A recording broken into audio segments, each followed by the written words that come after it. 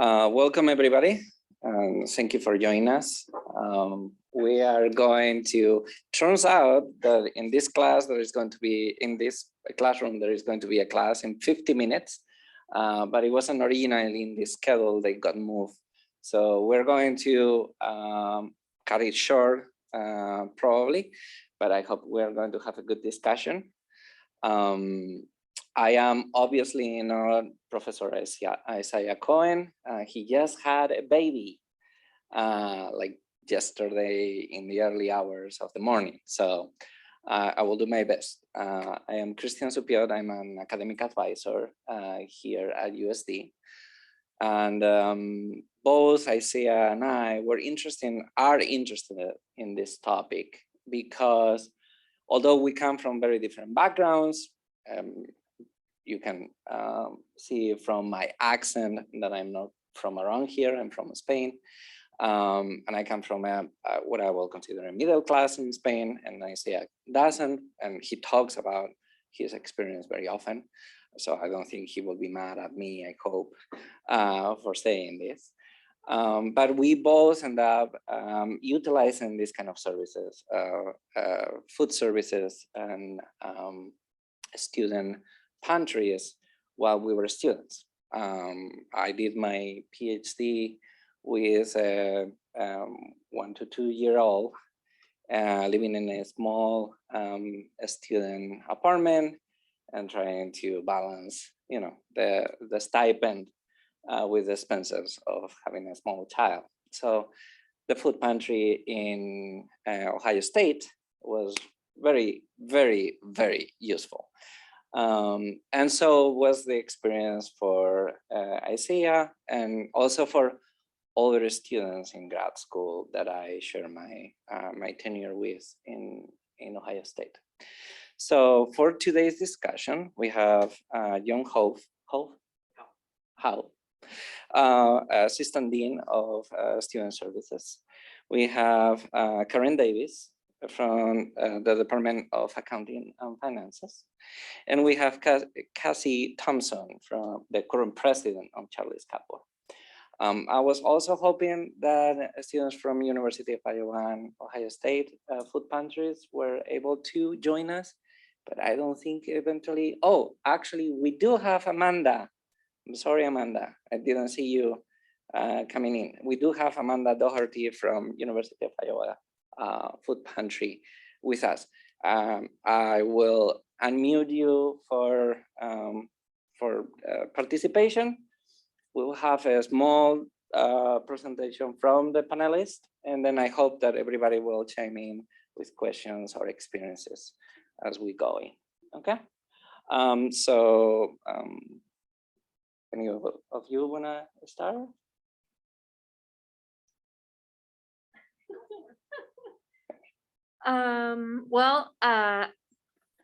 Here on USD's campus, we have our own food pantry. It's Charlie's Cupboard. We are in, I think, our second year of existence, so we're still a relatively young pantry. There's a lot we're learning, but we have received so much support from across campus, from across leadership, different organizations across the city of Vermilion, and helping us get set up. After our first year, we tripled in size. We got an even bigger space. We are located in the Center for Continuing Education, which is right next to North Complex. Right now, we're open 2 Thursdays a month generally, or every other Thursday, but next year we're hoping to be open weekly. I have to give a huge shout out to our student body, who has been amazing over the past couple Unite for USDs. We have had the most donors of any student organization, and that's largely thanks to our students. Students have generously given of their excess flex to support the pantry, and we have had so many student volunteers. So we have had so much support in our inaugural year.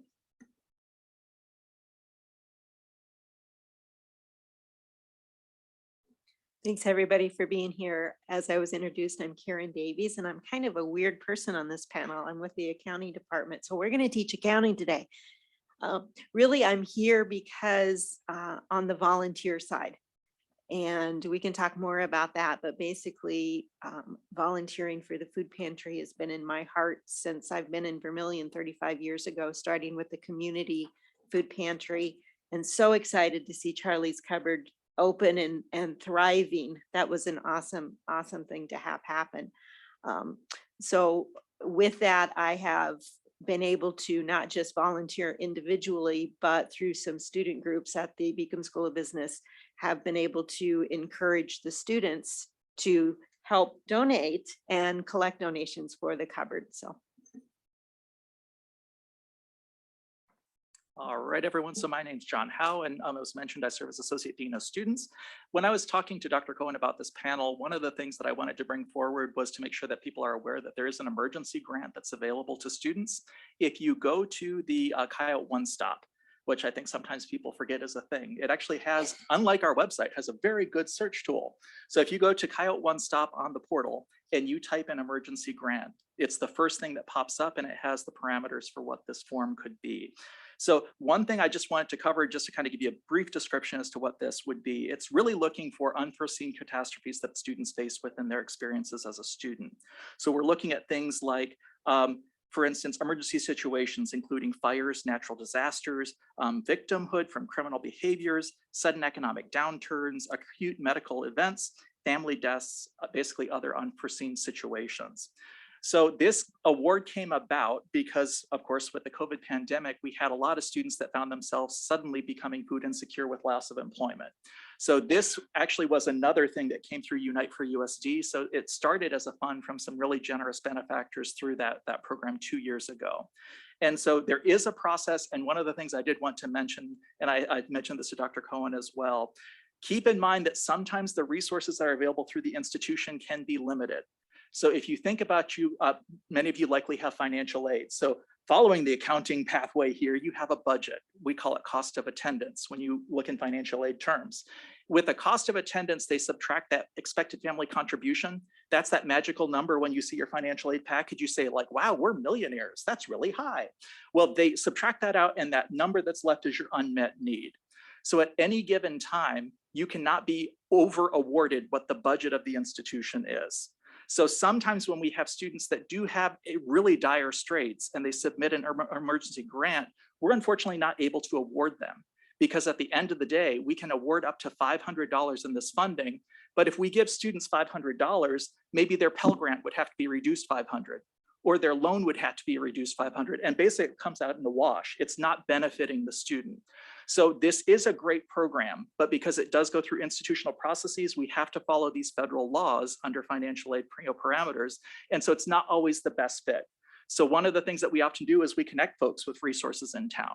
So if you're familiar with downtown Vermillion, we've got the Community Connections Center. So that's a great conglomerated resource center for a lot of different things. That's where the food pantry is located. That's where Welcome Table is having their meals. It's really a great resource for folks in town. So I want to make sure you're aware of that. And beyond that, because I think sometimes because there might be a little bit of trepidation to kind of raise your hand and say, hey, I've got this issue of food insecurity, or I'm hitting these financial straits. A really phenomenal resource is 211.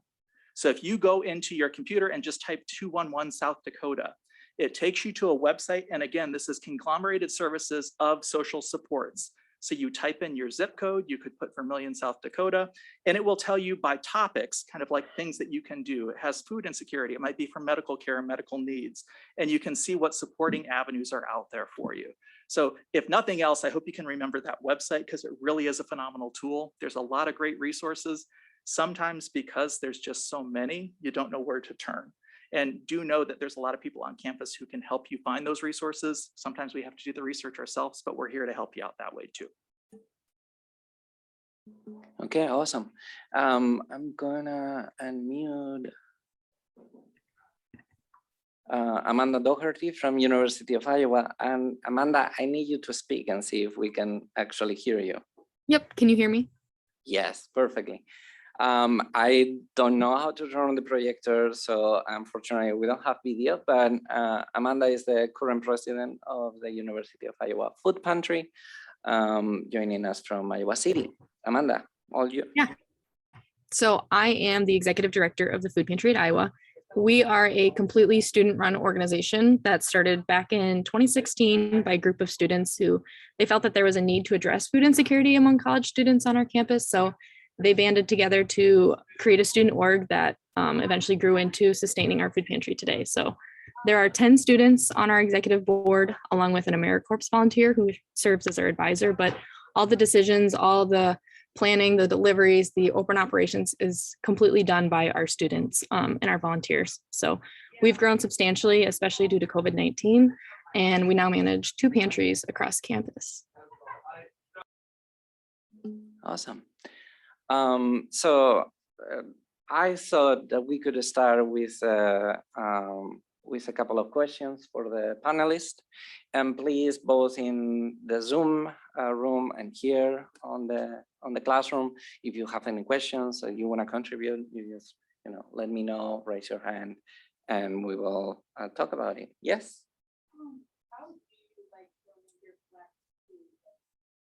Oh, that's an important question. Excellent question. Oh, we are collecting flex through tomorrow. So all you have to do, you will be tabling in the muck from 10 to 2 today and tomorrow. But if you go to UBrew, University Brew in the muck at any time, you can request a little slip, and all it is you put your name, your student ID number, and the amount that you want to donate. There are some predetermined amounts on there, but you can write in whatever you want. And then you just hand it to them at the register at UBrew, and they will check it out. It's that easy. So for anyone who has some excess flex, they don't know what to do with, we're happy to take that and then use that to purchase supplies for the cupboard.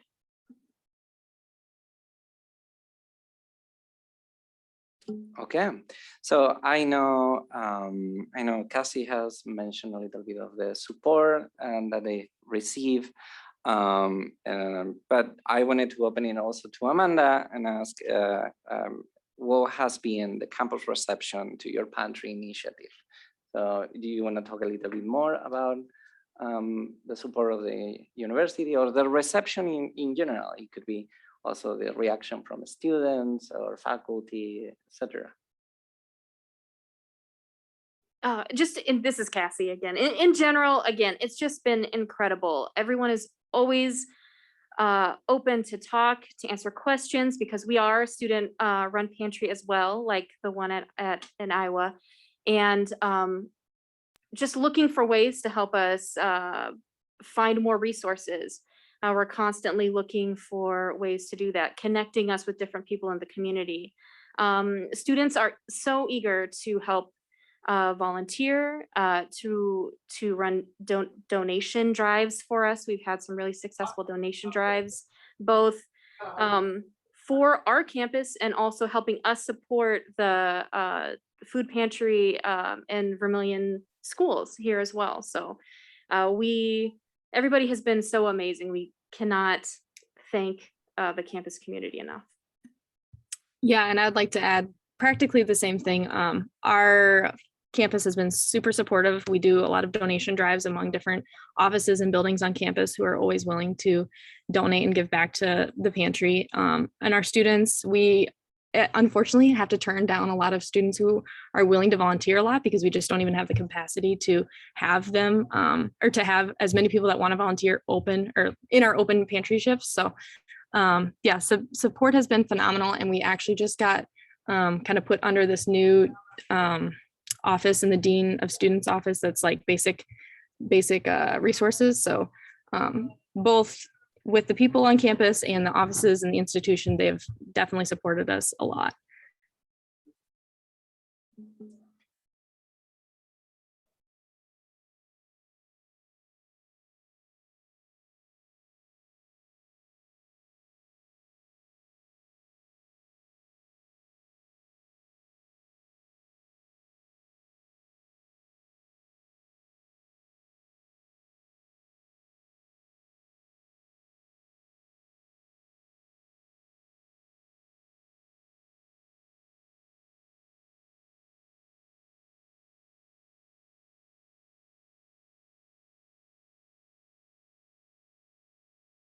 Thank you. No, that's great. First you asked, is it like a regular student organization? We actually exist under the foundation, USD, sort of the umbrella, I believe, of the USD Foundation. Although we are fully a student executive team, we have an amazing board of directors and advisors on faculty. Dr. Grieve is our advisor. She's amazing. What was the next question you asked?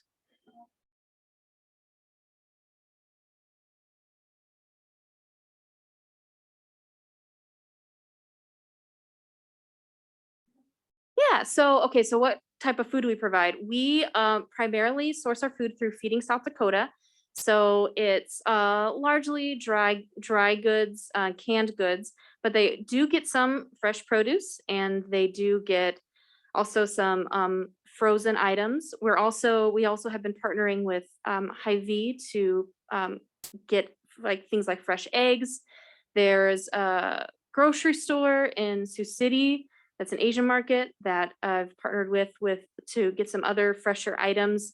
We are constantly looking for ways to get more fresh produce. That's something that we really have been talking about and wanting to look into in the future, as well as personal care items. So those are two big things. So if anybody has any partnerships, ideas, we'd love to hear about them. So the more of that we can get, the better, because we really want to make sure that what we're providing students is nutritious, is healthy, balanced options. We regularly get wiped out at the end of every pantry day, but we seem to be meeting the need as much as we can. We've had amazing donations from people for our giving days, both cash donations, food donations. So that's always something that's being replenished and coming in. As for do enough people know about it, that is something that we know that we want to continue to work on. I regularly talk with students who still haven't heard about the cupboard or have no idea what the actual face of food insecurity looks like. They might not know exactly who qualifies to use it. Spoiler alert, all students with USD student ID can come use the cupboard. There are no other requirements. We are here for you, and you are welcome to use our services. So everybody is absolutely welcome. But there are a lot of students who think that if they come, they're taking food from somebody else. But we don't want you to think that, because that's not the case. There is plenty of food for everyone. Yeah, Maybe like Amanda. Yep. We also get majority of our food from two local food banks. One's called HACAP and one is Table to Table. And they bring us like cereals, canned goods. We get a lot of fresh produce from this local farming initiative called Grow Johnson County. And they donate like tomatoes, lettuce, cabbage during the growing seasons, of course. So we get a whole bunch of produce in the spring, summer, and fall from them. And then to address the personal hygiene issue, we've actually had a lot of success. We have a Amazon wish list. So you can go on and just create a wish list. And then we send that link out a couple times a semester to staff and faculty members, and they will just go on, click, they can just purchase it in their own accounts, and then it'll ship directly to our pantry. So we sometimes have an overabundance of soap, pads, tampons of that sort. So that's how we manage to get by with personal hygiene. And I can add my personal experience from OSU, and their food pantry usually was staffed with mostly dry goods and canned goods, obviously, but also personal hygiene, and occasionally some like baby food and things like that, which were also very useful. And I believe their partnership with Kroger supermarkets, which is, for those that are not familiar, it's kind of like the Hy-Vee of that side of the country. This is a great moment to introduce a question that Isia and I had. And many students suffer from food insecurity, but don't seem to know it or be aware of it, right? For example, they just live off of ramen noodles, and that's why we use the ramen in our poster.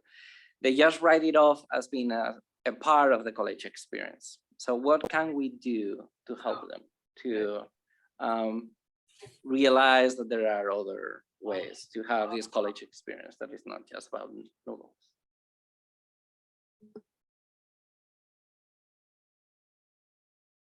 Oh, well, again, education is so important. That's something that we want to continue to work on because, as I mentioned, there are many faces of food insecurity. Like you mentioned, a lot of students think that just as part of the college experience, it just comes along with it. I'm just going to live off ramen. But we know that a lack of a healthy, nutritious diet affects students' grades. It affects their completion rates in classes. It affects their mental health. And so our goal here at the Cupboard is to make sure that everyone has access to as healthy, as nutritious food as possible, because we want you to succeed, because college is stressful enough. So our plans are to continue to improve just visibility on campus. We just want to get things out there so students understand that, again, you're not burdening us somehow by using our services. That we're here for everyone, and that we really want to increase our communication, our accessibility, whether that's through increased signage, improved social media, visibility through partnerships with other organizations on campus to co-host events. We just started a TikTok channel, everyone. So we're hopefully going to have some recipes up there, and maybe some cooking classes, so things to just help keep the conversation going and really get it going. Yeah.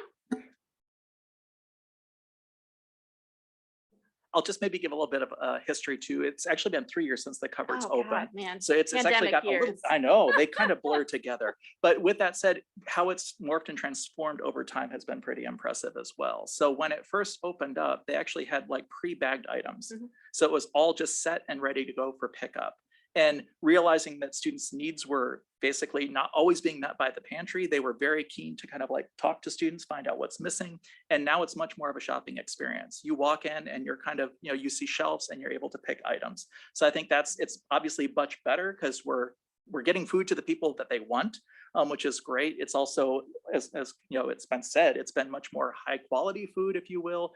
They've been able to expand their networks, and I think that definitely helps.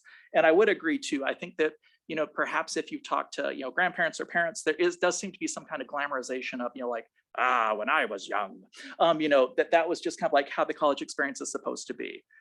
Everyone should be able to have access to nutritious, healthy foods. It's not glamorous to not have it. When it's absent, it's noticeable from everything from mood to psychological condition. You need it. It's that baseline of Maslow's hierarchy of needs. It's the very bottom for a reason. You have to have that met and satisfied to move on up that pyramid. So I think, again, getting that message out, getting the word out, it's critically important. And again, Charlie's Cupboard's a great resource. The food pantry downtown's a great resource. There's a lot of engaged community members that will make sure that those avenues can be met. Again, just if it's something that you're experiencing, please let others know, and they can get you connected to some great resources in the area.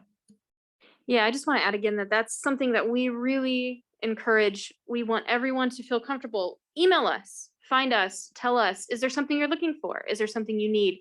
There are so many different types of people on campus who have different needs. We have our traditional students, non-traditional students, students with families, students with different dietary restrictions. If there's something you need, let us know, and we're going to look for ways to help you get what you need. So don't be afraid to reach out. Know that we're here for you.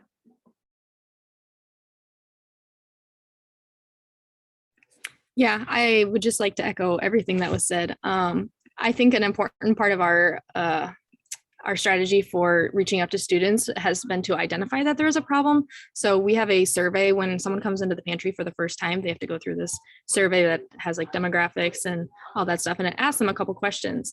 And one of the striking statistics that we have is 65% of our students have stated that they have skipped meals or reduced their portion size in the last 12 months because they didn't have enough money for food. So that clearly states that there is a need on our campus. And so because of that, we're going to, we have been tabling in areas that have a lot of student traffic and reaching out as best as we can on social media as well.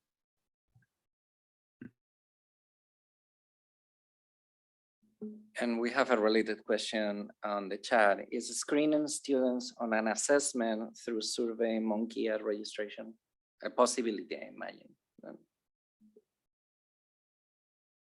It's not something that we currently do, but it's something we have talked about and have been set up to do. So that's something that we can certainly consider as a way to gather more data in the future at the cupboard anyways.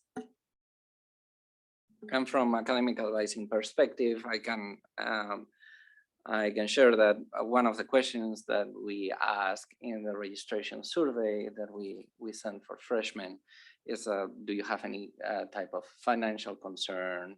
And we ask them to explain, if they want to, what kind of concern they have during their first year at least.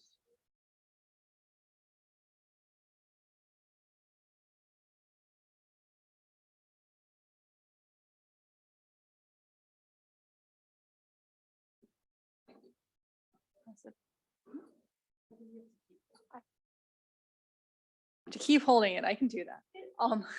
Skilled in button pressing. It's maybe more of a question for Karen Davies, but maybe for all members of the panel. The sociology program, like I think some other programs, actually tries to incentivize students to do internships. So, you know, they get 3 course credits if they intern somewhere and work 10 hours a week on that internship. Are there, as someone who advises students, are there any opportunities that you can mention for interning in this area, in this field? So most internship opportunities have to relate back to their field of study, their major. So in the business school has a fantastic internship opportunity, but the students have to do work in accounting if that's their major. So food pantry, if the organization would be willing to hire a student to do accounting work, then that would be something.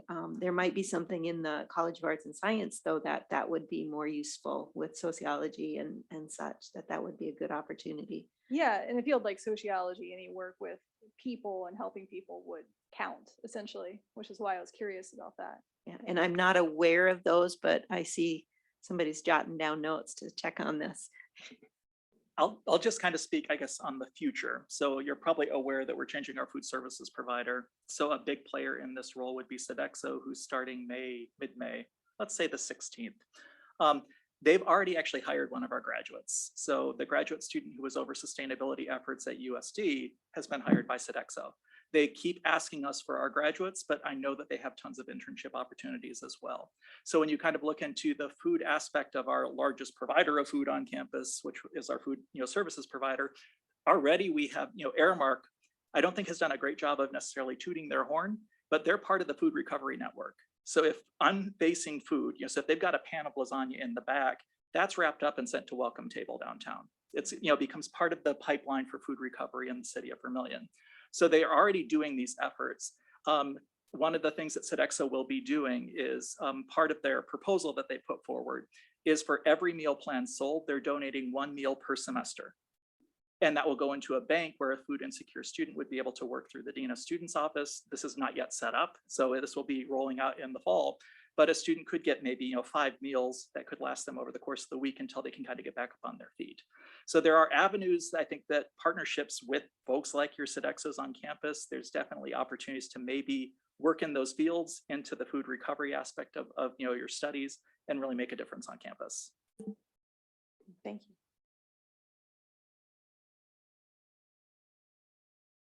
And what are the biggest obstacles you all face when advocating or educating about food insecurity among students? Pushback, suspicion, insecurity, stigma?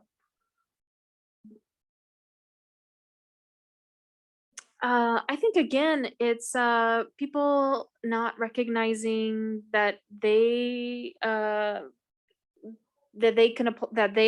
that they have access to these resources, that they don't need to prove anything to come use these resources, that that there are a lot of ways that food insecurity shows, whether you've had to think about how you're gonna apportion out your money if you're worried about saving food because you are gonna run out, so you cut down on your meals or you skip a meal. Even if you're deciding about skipping food because there was something fun you wanted to do, it has so many different ways it expresses itself. So just students knowing that, again, the resources are here for you and you're not taking anything away from anyone by using them. Maybe beyond campus, I think what a lot of people don't realize is the level of poverty in Clay County. So I think a lot of times we live in our bubbles. We see, you know, our campus community, and we are very hyper focused on the people that we know. But once you kind of get beyond the main streets of campus, there is a ton of food insecurity in our community writ large. So I was here for about 2.5 years before I was working on a grant with Dr. Grieve, where we were looking at just our own county, our own backyard, because a lot of our TRIO grants are serving across the state of South Dakota. And this one we were trying to pull in Clay County. And to see the levels of poverty that are on our back, you know, back steps is just shocking. So I think we potentially do a good job of hiding it. Well, I mean, I don't think we do a good job of hiding it because the food pantry lines are long, but it's not part of our worldview. I think we, again, live in those bubbles. We need to kind of maybe get outside of our comfort zones. I think by doing efforts to get into the community, to get into volunteering, to helping at the Community Connection Center, I think your eyes definitely become wider open to the critical needs that are right on our back steps. I see has raised his hand. I'd first like to thank all the panelists for showing up, and my sincerest apologies for my being unable to physically be there with you all today. So another question that I had to do not specifically just with food insecurity, but when we consider just general basic need insecurity. You know, national research has shown that it's a growing problem at campuses across the country, and of course, USD is not an exception there. What resources do you know of that exist either on campus or in your communities to assist students with other needs like housing, transportation, et cetera? And are there any student groups that you know of, or do you know of any demand for student groups to try to get involved with some of that?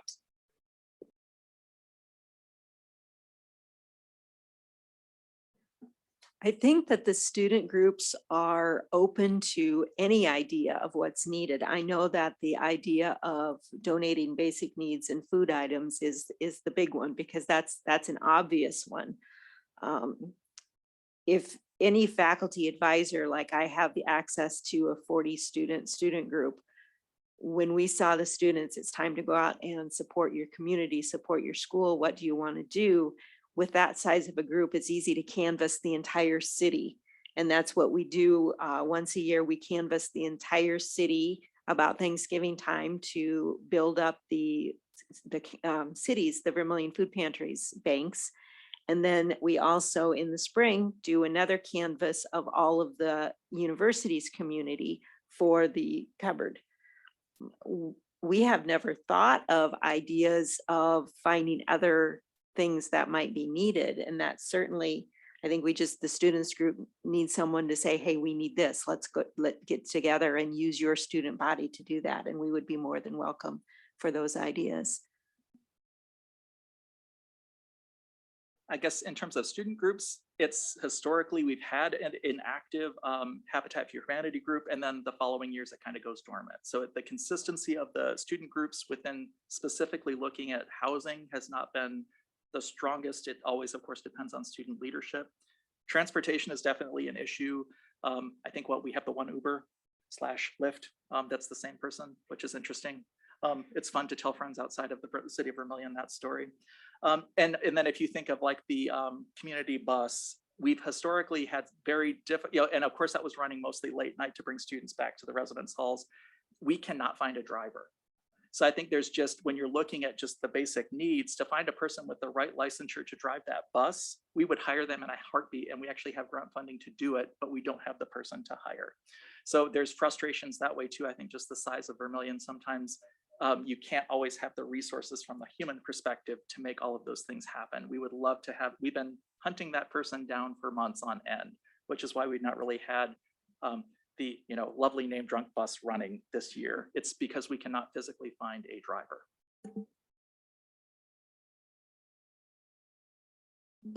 So there are complexities that arrive not only because of the university itself, but because of the type of community and location that the university is in, right? And that's something that, for example, I don't know if Amanda has her own experience from Iowa City, which is also small, but maybe different. So.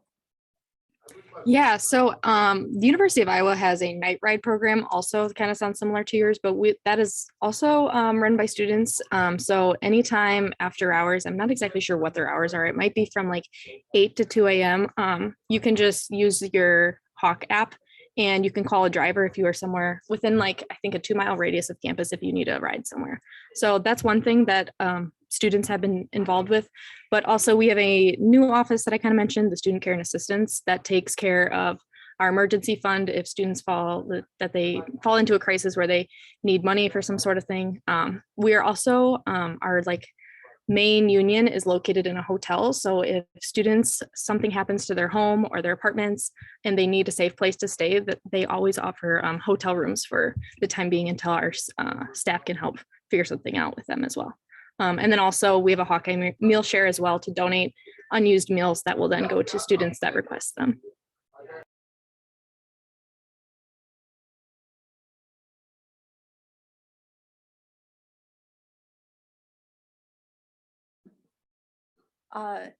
You mentioned the high rate of poverty here in Clay County, which I've mentioned to my students who are here in attendance as well. What's your understanding as to why the poverty rate is particularly high in this area as compared to the rest of South Dakota, for example, or as compared to the national average? I don't know, to be honest with you. So I was looking just at the pure data sets. I wasn't looking at the causes for them. It was, like I said, part of a grant application. It's a great question. I think if we probably knew that answer, we'd be doing a better job of addressing it, to be honest with you. So I don't know what that case would be. I did look at the census data a couple of years ago, and I saw that there was an unusual bulge in just the student population age group here. So that may be part of the story, as it's an obvious possible part of the story, but surely it's not all of it. You also think about, when you think about university, you think about the students that are on campus, but remember there's a lot of students who aren't on campus who have their families with them. And so there's insecurities with those families as well. With students with children, especially. And that is a good point, right? I advise, particularly within the College of Arts and Sciences, which is what the academic advising mostly advise in my unit. I specifically work with African American and Latino students, and many of them either don't live in campus or are doing online classes, and they are dealing with their own families at home, which contributes to the invisibility of the insecurity, right? Because they are not here with us on campus. And a big part of that too is, so we are able, I can't think of the term because I do census, of course, every 10 years like everyone else and then forget it. But we're able to basically report our residence halls. So it's not like we have 2,000 students reporting poverty levels living in BD-MIC. We're reporting just these people are here. And so salary, none of that's part of that factoring. So I don't know how much of that from the student population is what's pulling Clay County down. One thing that is available that may not be well known, and this is more for students who have families.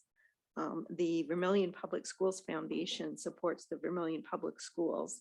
And about 5 years ago, they started collecting donations for what they call the Angel Fund. And the Angel Fund is available for any students in public schools that have any need. So we provide resources for food, we provide clothing, we provide transportation, we provide basic dental hygiene supplies or hygiene supplies.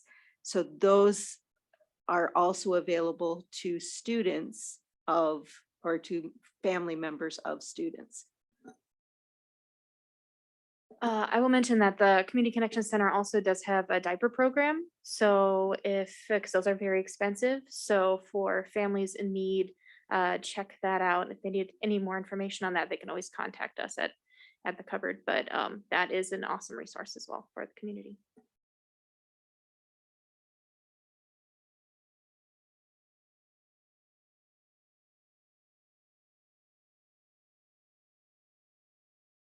Not under this current model, but like I said, there will be the donation possibilities as part of our new contract with Sodexo starting in the fall. Part of it will be a longer term discussion too. They're spending their first year of their contract revising and revamping what the meal plans will be. So year 2 in their contract might have very different parameters around the meal plan that might make things like that a possibility. I have a question from Isaiah. Many international students often assume the resources on campus are only available for US citizens. They are also among the least likely to have ready access to transportation, like a personal car, making shopping difficult. What do you recommend that we do, to help them out?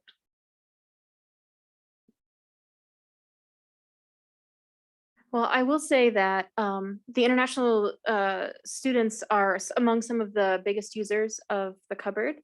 We see a lot. So again, and our executive team is always trying to communicate with them and get feedback about what more they could use, what other resources would be useful and help them, since many of them are graduate students as well. So the needs may be a little more different than your 18-year-old undergraduate student coming in to school for the first time. So that is something we really try to do outreach on, but we're always looking for ways we can improve.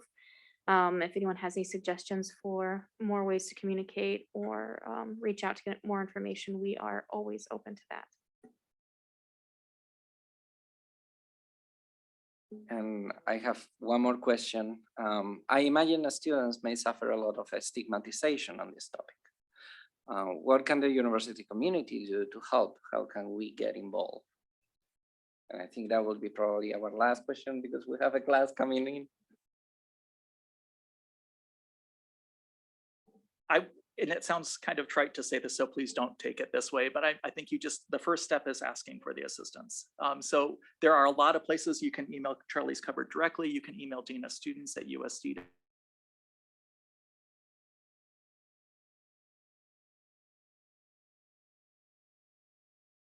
glass fronted offices, because then they can't hide. So knock on their door, ask them questions, ask them for some support, and that's what we're here for. So I think the first step of all those things is making your needs known. We've got phenomenal staff, but none of them are really phenomenal mind readers. So please, if you've got friends that are in need, walk them over, bring them to our suite. We're absolutely there to help and assist.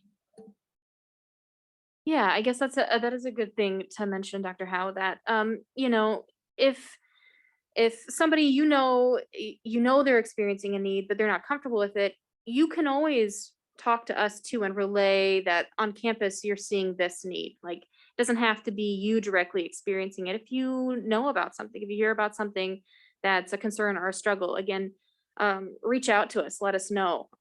We're trying to make sure that we include information for incoming freshmen for when they arrive about the cupboard. It's also something like potentially faculty could include in their syllabus, just information about the cupboard, making sure that students know that it's there and it's available to everybody. Reminders about it. Student organizations can invite us to speak. Again, we can co-host events, just do more to increase visibility and make people see that this is a resource here, again, available to everybody. And Karen, from the volunteer perspective, what is your experience? Well, I would say I love the idea of putting it in the syllabus, and I'm going to do that. That's awesome. Of course, every student reads every single line of the syllabus, right? But I would encourage you, this is very important to get the needs met. If you have the time, I would very much encourage everyone to also volunteer in this effort. There are so many opportunities. You can do it through Charlie's Cupboard. You can do it through a student organization. You can do your own food drive, get some friends together. You can go down to the food pantry. You know, anything from transportation of food from the local restaurant to the cupboard to picking up food from around the community to doing an event. Just volunteer and be one of the people that facilitates helping those who have needs. And I will also, to end, I will add that you all have academic advisors. We are also not great mind readers. We do our best, we try. But we are also happy to have those conversations with you all. And the same way that you can trust us to be, to keep your privacy intact when you share other situations with us, we will also, you know, be mindful of your privacy on these topics. So please just come to us if you need us, and we're all happy to help. And we're mostly aware of the resources out there. And if we don't, we will point to the people that knows better. So yeah. This is 12:49. This was great. We have a class coming in. So I will say thank you all for coming. Thank you to our panelists. Thank you, Amanda from University of Iowa. If anybody And wants a handout, Charlie's Cupboard handout, you can grab, we've got a little information about it and a survey if anybody wants to take it, and our social media information.